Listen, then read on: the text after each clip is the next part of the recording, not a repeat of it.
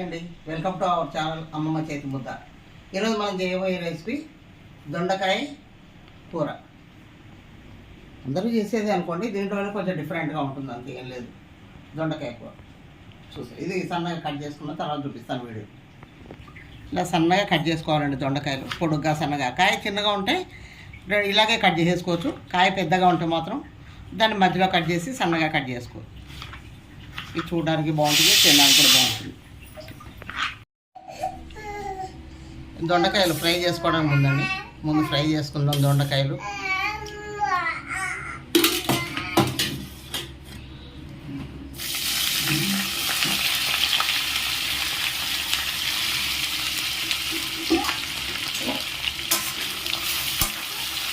ఒకసారి మూత పెట్టేసి కొంచెం మగ్గుతుంది, తర్వాత మళ్ళీ మూత తీసేసుకోవచ్చండి ఫ్రై అయ్యేలాగా. మగ్గుతున్నాయండి, దీంట్లో కొంచెం పల్లీలను కరివేపాకు వేయించుకుందాం మనం.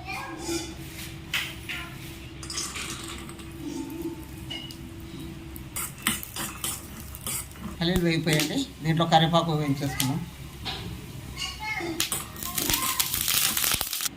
దొండకాయ కూరలోకి అండి ఇది కొబ్బరి పొడి, ఎండు కొబ్బరి ముక్కలు చేసి ఫ్రై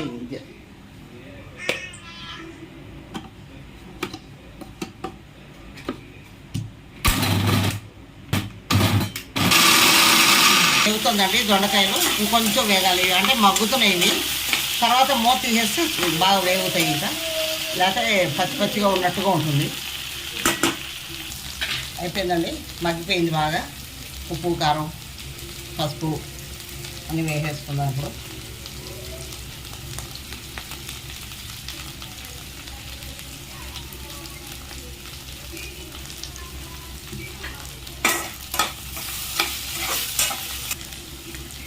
తగినంత కారం వేసుకోవాలండి.